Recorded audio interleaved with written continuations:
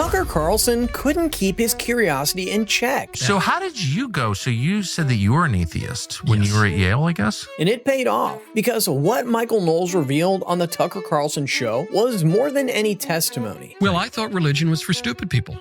Yeah. I thought religion was for stupid people. It was an expose on how often perception blurs the line between truth and misconception. And today, we're unpacking all of that. So hit the subscribe button and let's jump right into it. So how did you go? So you said that you were an atheist when you were at Yale, I guess? When I was 13. I was confirmed at 13. In the Catholic Church? In the Catholic Church. And before my confirmation, I told my mother, I said, I don't believe it. Christopher Hitchens, he's so smart, and, Richard Dawkins. And actually, the new atheism really appealed to punk 13-year-olds who thought they were smarter than they are. That is the ideal audience for the new atheism. Really? I think so. And I told her, I said, I don't want to be confirmed. My mother, she's you're going through a phase. Kid, you're going through a phase. Wise woman. She goes, receive the sacrament. She wasn't even like super duper religious, but she said, receive the sacrament. You're going to regret it if you don't, and you're going to come to your senses in a few years. The saying that all that glitters is not gold is the first thing that comes to mind here. The idea that an object can glitter sufficiently to form a perception of authenticity makes me realize the difference between what is true and what's not doesn't rely on appearance and appeal alone. You have to get in there and get a feel to be certain of what you've got is the real deal. I mean, correct me if I'm wrong, but it doesn't look like 13-year-old Michael had a concrete reason to be an atheist. He was simply caught up in the appeal of smart guys like Hitchens and Dawkins. Given his curiosity and Catholic background, these guys were probably speaking in ways no one around Michael could. There were all these new worlds, abstractions, fiery debates, and formidable writings. Who wouldn't be hooked? Considering there wasn't a concrete reason either for him to remain Christian, what happened next, I think, was unavoidable. She was totally right. So I did that. I was away from the church, would have called myself an atheist or at least an agnostic for 10 years. Can I just ask, what did you think was cool about, I mean, Hitchens was, I knew him well, it was, very clever. Yeah, lots of good things about Hitchens. But what did you think was cool about that whole Well, I thought religion was for stupid people. Yeah. I thought religion was for stupid people. And I, of course, didn't know anything and hadn't read anything. And my brain was... You hadn't lived either. Hadn't lived. But I was quite wrong, but I was never in doubt. And so I... Been there. Yes. I said, look, I don't see God. Bad things happen to good people. And, science has microscopes. And anyway, and getting back to the point on the reforms of the church and everything changing, it was kind of weak liturgically. There were all these sappy, effeminate hymns that were about eagle's wings and stuff. They're not really appealing to a young boy, and all this nonsense. Eagle's wings got you, huh? God, it was such, it wasn't even cool in the 70s when those. No, I know. Oh, I was there. Yeah. And so I said, well, look, it's just so obvious. Social proof. All the smart people are atheists. It's quite clear that Michael's feelings about religion were propelled by fascination and excitement. He felt religion was dull in comparison to science, which had all that cool stuff, and that was all it took to make his conclusion. Now, don't take this the wrong way. I understand we all have free will, and feelings sometimes are enough to adopt a belief. But if the truth is what you're after, doesn't it help to dig a little deeper for substantial backing for your vantage point, especially on the atheist or agnostic religion polemic? Even the Bible tells Christians in 1 Peter 3:15 to always be prepared to make a defense to anyone who calls you to account for the hope that is in you. So it's not just an atheist thing. This next clip, though, shows you why Michael's argument against religion was so deeply flawed. And then I get to college,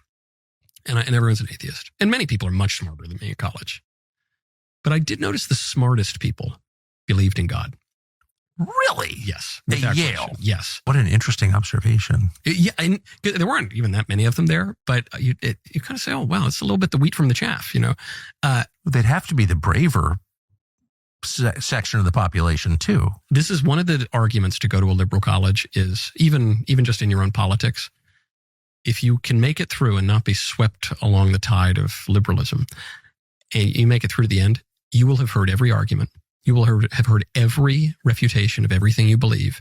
You will either give up some of your beliefs, maybe some you should, or you will become much stronger in your beliefs, which is what happened to me. What a way to find out the truth about your belief. I'll tell you one thing though, smart atheists would have never sided with Michael because his reason was fallacious. There are just so many intellectually sound and prominent Christians as there are atheists, and you'll find them in nearly every field, including science and philosophy. Something else that Michael described in this clip, it also caught my attention. It's the fact that whether one is religious or not, when their position on any matter is bolstered by perception alone, it fails as soon as someone or something pokes hard enough. This is where we'd say Michael hit his turning point. Speaking of turning points, is this the moment where you hit that subscribe button? So I was presented with an argument from a guy who's smarter than me, and he said, "You think God doesn't exist? What about the ontological argument?"